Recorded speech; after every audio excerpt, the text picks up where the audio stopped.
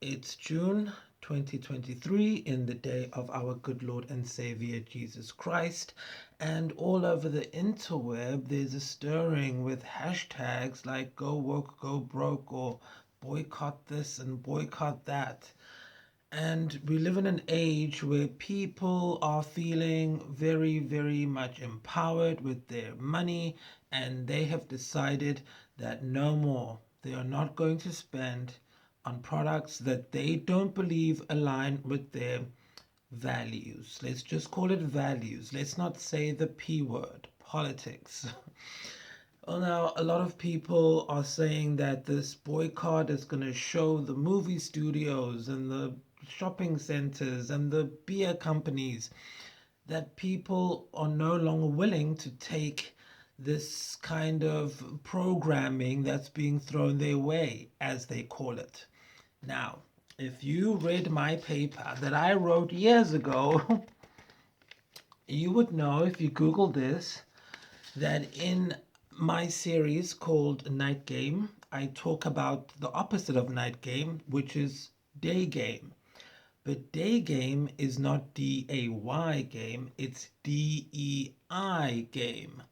And that I put into the show because, as you know, on this channel, we educate you through entertainment so that you can be empowered, but we can't just come out and say it because it's boring.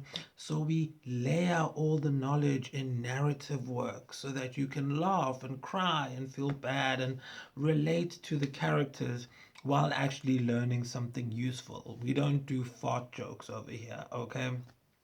So in Night Game, the opposition to Night Game, the bad guys, are called Day Game. And what is Day Game? Day Game is diversity, equity, and inclusion. Now, why do we call them the bad guys in Night Game?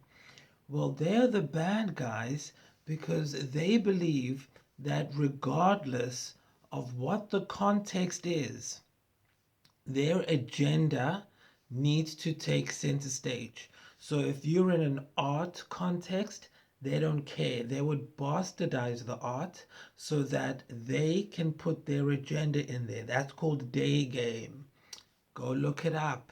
I've been telling you this for years. Then, if you're in a political context or in a romantic context, let's go there. That's fun, because Night Game's about romance. So if you're in an art context, bulldoze it with politics. If you're in a romantic context, bulldoze it with politics. If you're in a social context, bulldoze it with politics. Now again, I'm not saying it's right or wrong. All I'm doing is going off my research paper that took me years to write, but it took me 13 months of on the field work talking to the customers that you see boycotting all of these products. And guess what the customers told me? Well, if you read the thing, it's only 60 pages, you would know that the customers told me that they don't watch movies made past 2007 because they don't like political messages being bulldozed into their viewing experience. And now, with all these beer companies and major movie studios being boycotted, everyone is acting all shocked and surprised on the studio side or on the production side of things. Whereas I've been saying that you guys are going to destroy the business by continuing to bulldoze your message to different people. Now, the man who works at BlackRock or Vanguard, whatever those people are called, was saying you have to force people to change behavior. If this is what we want people to do, become more inclusive, to have diversity, give people equity, and build inclusion, then we have to just force them to do it. Now, I don't take any sides. Boycott what you want to boycott, even though it's not really a boycott. Force people to do what you want them to do. I don't care. People, it's not my concern. My concern is saying, how do we bridge the two? Because we have to all coexist and live together in unity. Now, before I answer that question of how we can give BlackRock and Vanguard what they want and how we can give the consumer what they want, let's talk about the boycott, inverted commas. The reason I keep using inverted commas is because this is not a boycott. Forget the word boycott. A boycott means that you temporarily suspend normal operation of something or you temporarily protest something only to go back to that thing once your terms and conditions are met. Well, guess what? This boycott is not a boycott. It's a divestment. The people are never going to drink that beer ever again. The people are never going to buy at that shop ever again. And I'm not saying that those businesses are finished and done, but they're going to have to change their scale of operation somehow in order to keep their business running. I mean, look at one of the big five major motion picture studios. Should I say it? Disney. Yes, we can say it on this channel. So Disney is saying that they're going to lay off and shut down a few of their parks and theme parks and movie divisions and whatever. Starbucks, same thing. You name them. There's so many. It's pretty much useless to go through all of them because go read this. You'll see a live case study. Google this and you'll see. Okay, I've been doing this for years, okay? So all these people are shutting down, so they're changing all their operations. Obviously, they still have some things running, but it's not going to be the same. And again, who gets hurt? The person at the bottom. As usual, which is why I told you to go sign the petition. But if you don't, then I don't give a fuck. So, these people are not boycotting, they have divested, meaning they don't care about the brand anymore, which means the brand loyalty has been broken. Why? Because the corporations were paying more attention to their consumer equity index rating or their environmental, social, government scores or the BEE, Black Economic Empowerment, whatever. They were paying too much to that, paying too much attention to that instead of their consumers and the brand loyalty that is the holy grail of everything this channel stands for. The consumer and their cultural, emotional, and social relevance. That is the most important thing.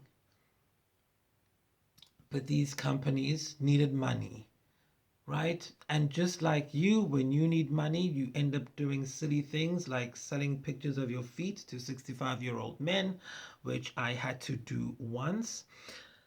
The companies also sell out and they start, producing schlock.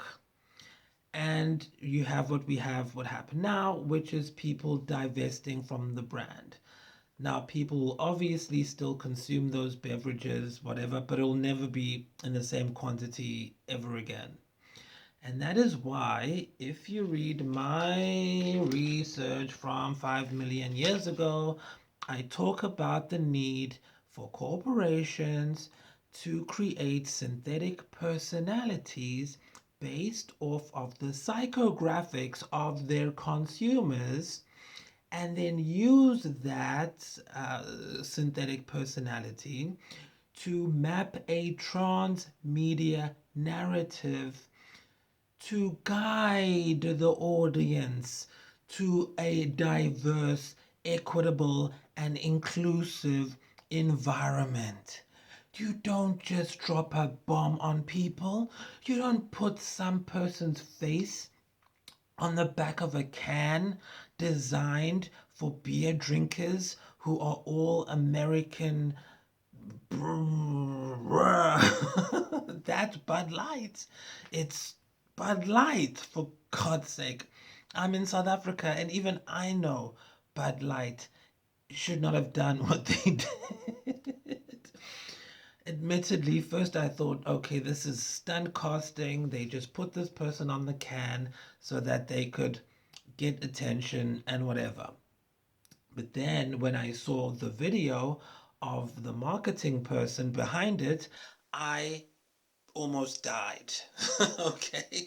First of all, when I looked at that person, I was like, that person does not drink Bud Light. Why are they managing a marketing campaign for Bud Light? Yes, I believe it is important that if you do manage a marketing campaign, you need to know the brand inside and out. You need to drink it. You need to be involved in the brand. And when I saw that person, all I saw was some kind of like soccer mom who eats carrots and, goes to do Pilates and yoga and checks out the hot bodies in the studio. Not, yeah, I drink Bud Light. Women drink Bud Light. Why? Yeah, we're not getting into that. So then I knew that this whole thing was just a disaster and the people are finished. Go get new jobs. You're done. Okay? You're done. Let's not even go into Target. Target's big enough, they'll survive. But they fucked up when they moved everything to the back of the store. So that left a bad taste in a few people's mouths. So they're not done, but rookie mistake, especially when this is available. You're making stupid mistakes. That's just stupid. When it's for free, it's free even. It's free. It's Scribblebytes' contribution to the community so that you guys don't fuck up my viewing experience. Because when I want to unwind and I sit down and I watch these new movies and listen to these new things, it's so annoying and crap. I literally have to go back to those old Cameron Diaz movies and Vince Vaughn and all those, because those are the only thing, Baba Ganoush, that is interesting. All this other stuff is full of politics and just no one reads the scripts. Fine, whatever.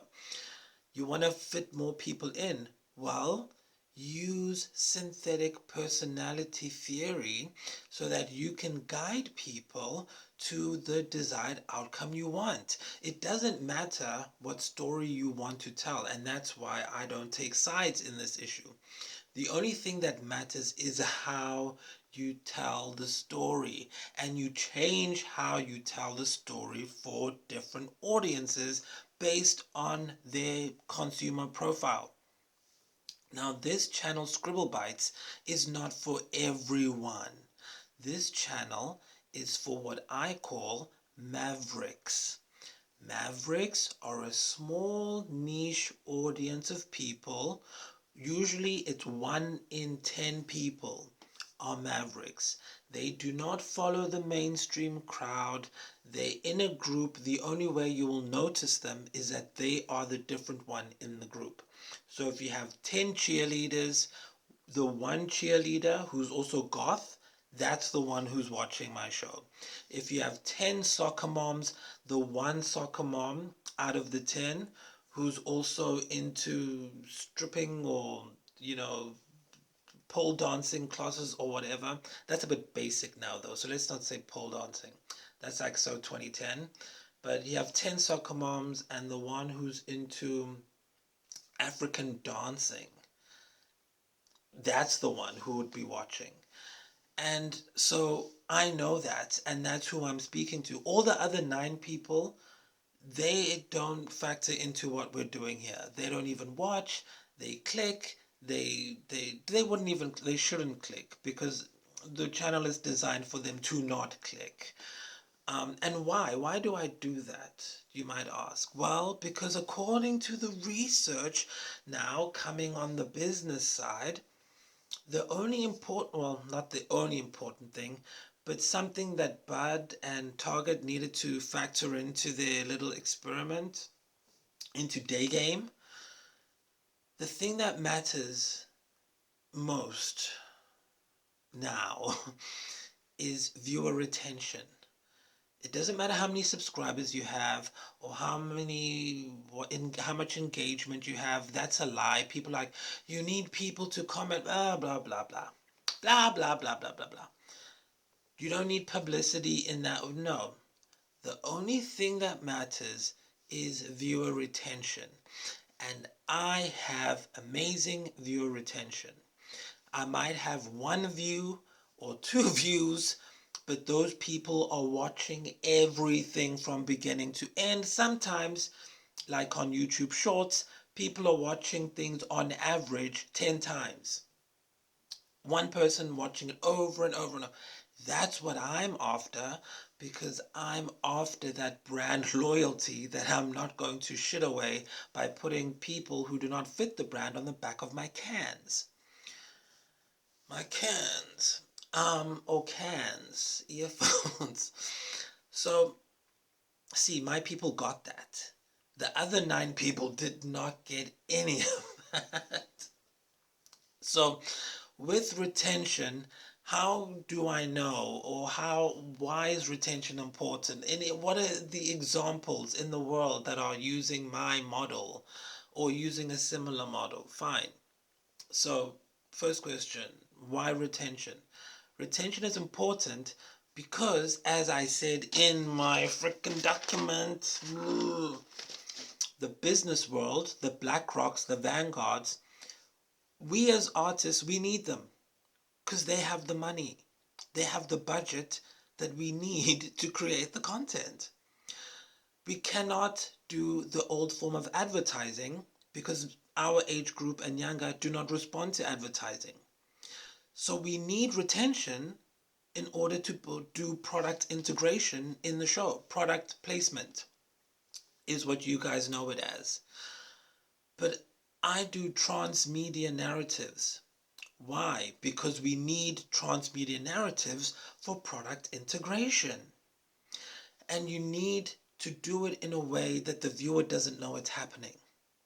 And now, if you are one of these content creators who always go after the trend of the day, you say what's popular, you align yourself with political movements, you don't use real language, you self-censor yourself, you don't say shit or fuck or bitch or whatever, then you are gonna not have a loyal brand or a loyal customer base because you're just like everybody else, right? And so when you are trying to do product integration, you won't have viewer retention because people are only coming to you for the spectacle of what you do. So let's say you're one of those content creators who just does pranks, or you give away stuff every episode, or you just do these huge grand things where you give away houses or you give away hamburgers or whatever. People are only going to watch for that 5 minutes out of your 15-minute presentation. They're only going to skip and play it double time. It's just all about getting that what they want out of it quickly and then getting out. So there's no chance for product integration because how does BlackRock and Vanguard know that your viewers are watching everything through in order to see the product? It's not going to happen. Which is why I prefer to focus on retention, viewer retention.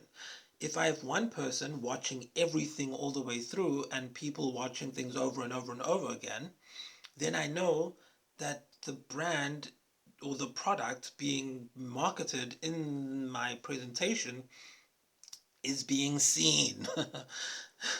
Whereas if I'm someone who's doing a prank or whatever, I'm not going to watch the whole prank video. Once it gets old, it's old. I'm going to click off. Or if it's something like we went to give people houses, I'm just going to fast forward to the part where we give away houses, and I'm not going to watch the 10-minute vlog section that you do in the beginning, as they always do. Like, I don't want to get to know you. I want to see the huge, big budget spectacle, and then I want to go home. And so that's the downside of that. And this is what Target and Bud and Disney and blah blah blah, blah, blah, blah, blah. That's what they all did. They went for the spectacle. Oh, look at us. We're doing something big. We're doing something bold. And nobody stuck around long enough to even hear why they were doing it, which it was for good reasons. And of course, the reasons are good. Like I said, I don't care. Whatever story you want to tell, just tell it right. The only thing that we find offensive at Scribblebytes is bad storytelling. We don't find words offensive. We don't find people offensive. Only horrible storytelling is offensive over here. Cannot stand it. Why? Because we know what the fuck we're talking about. And so when we see other people who don't know what they're talking about, it's very disturbing and quite sickening. Just as an artist, it's sick.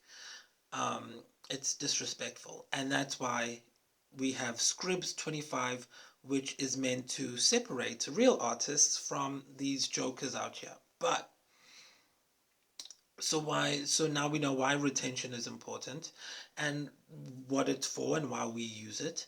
But then what about real world examples? Ever heard of a show called It's Always Sunny in Philadelphia? That show has been on since 2005. It's almost now 2025 and the show is still on. It's never got promoted on all the huge networks, on magazine covers, nothing. They have a very specific audience.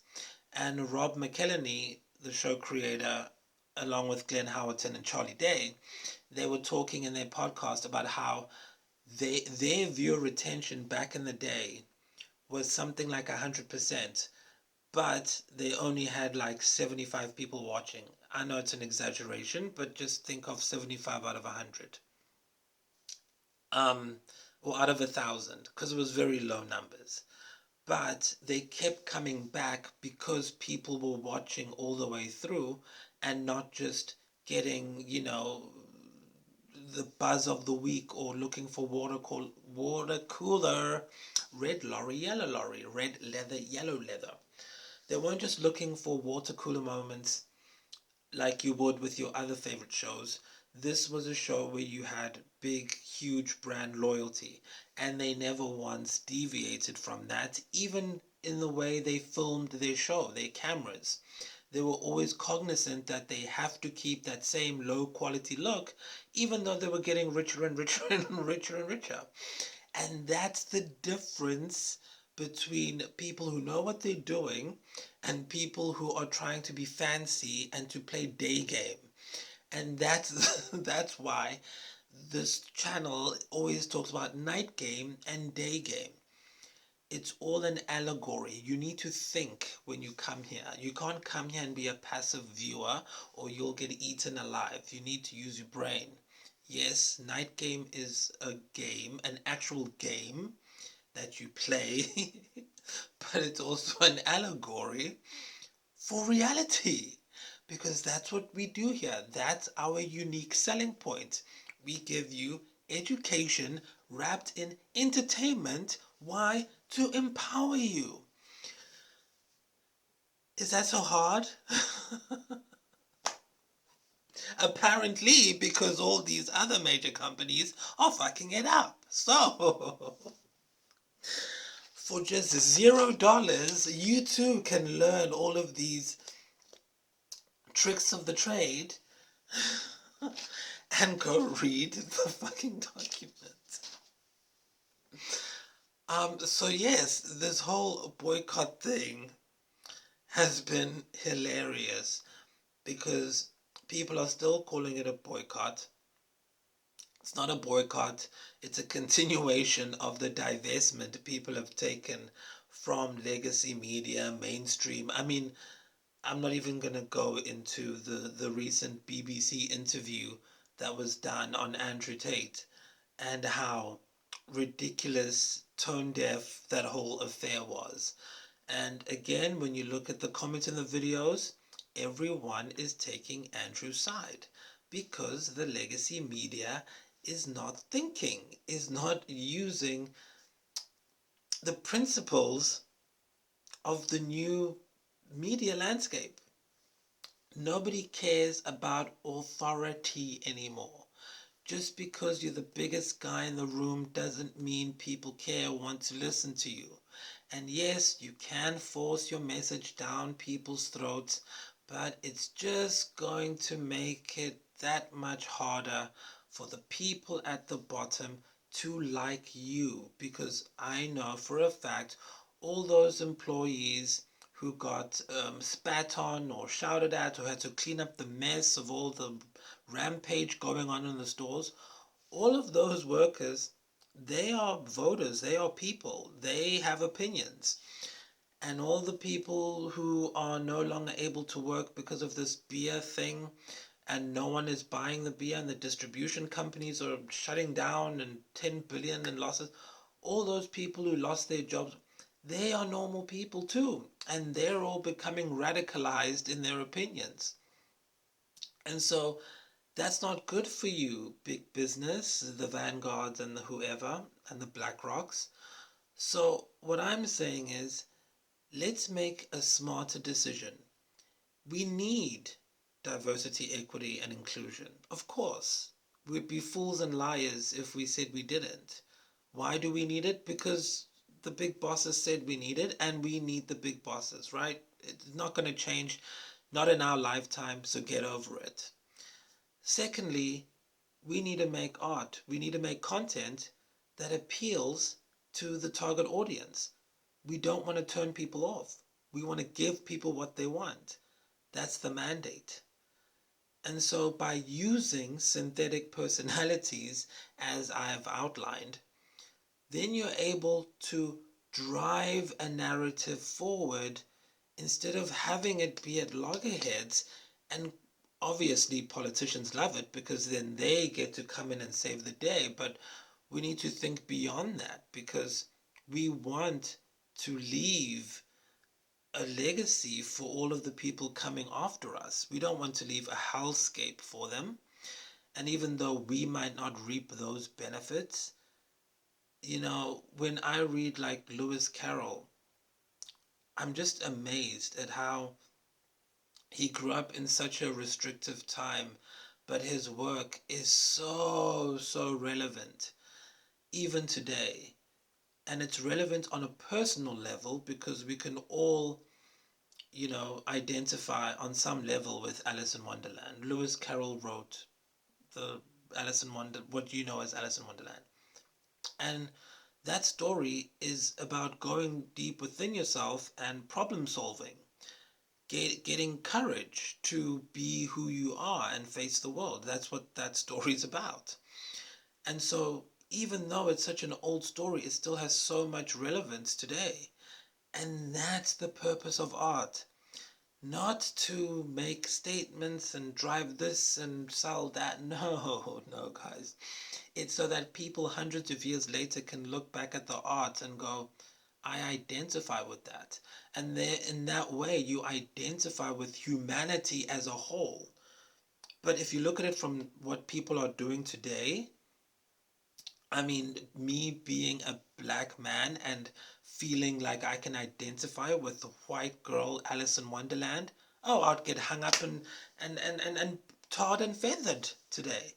Probably can't even say tarred and feathered as an expression in their world. But if you look at the actual art of stories, cinema, music, paintings,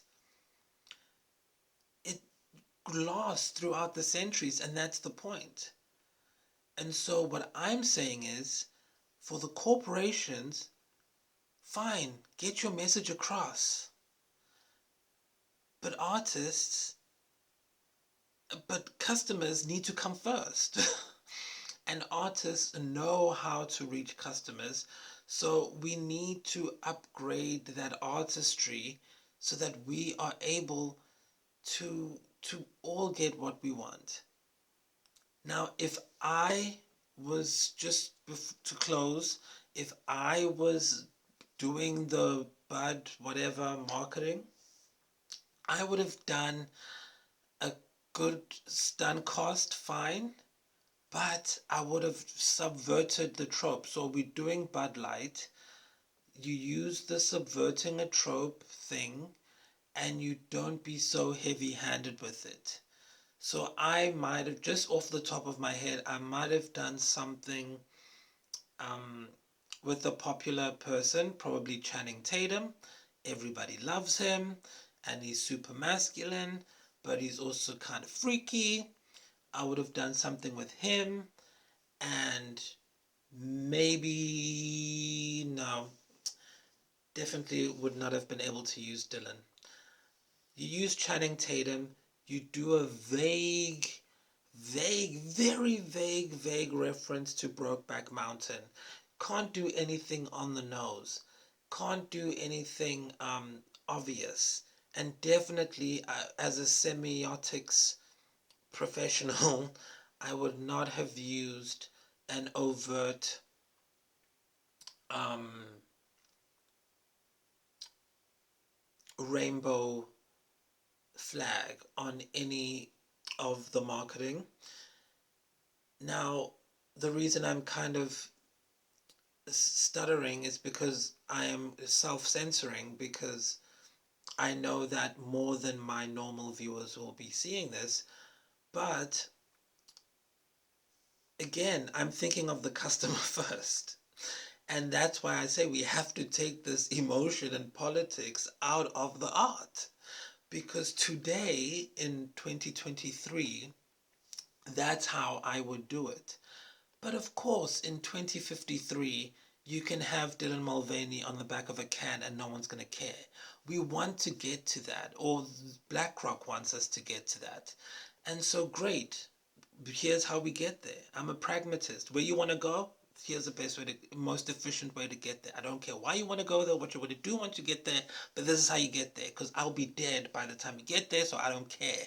But what I do care about is how you get there, because I can contribute to that, because I'm alive at this moment when you are trying to get there.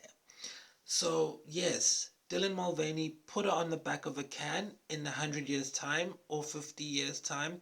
But today, just get Channing Tatum to wear a cowboy hat and do his freaky shit.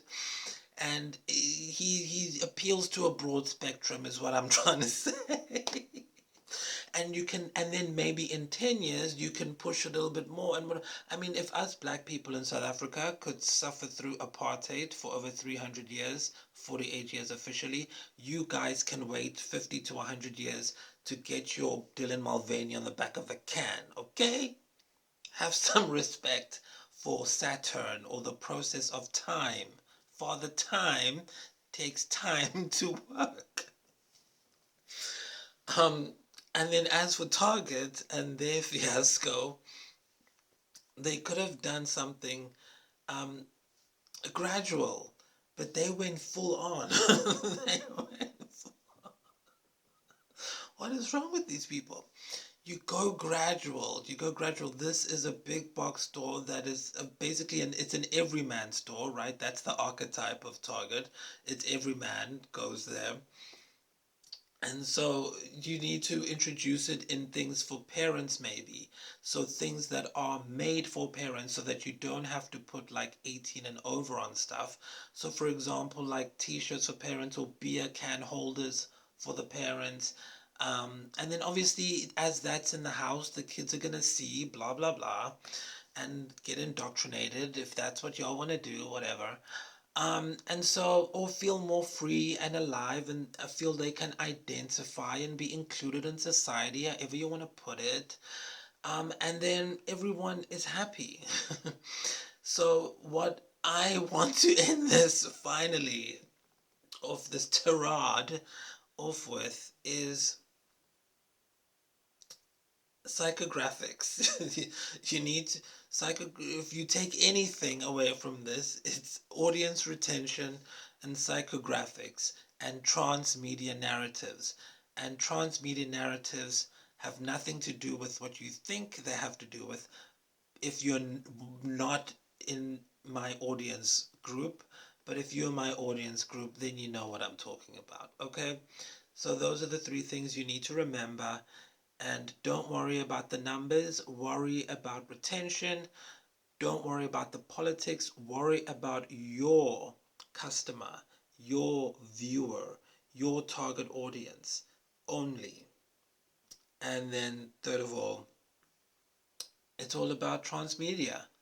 And that's how we can make everything move faster. So, transmedia, you make the video, you do the tweet, you do the Instagram, you do the movie, you do the song, and it all needs to support each other, present a ongoing narrative, but make sense in each narrative world.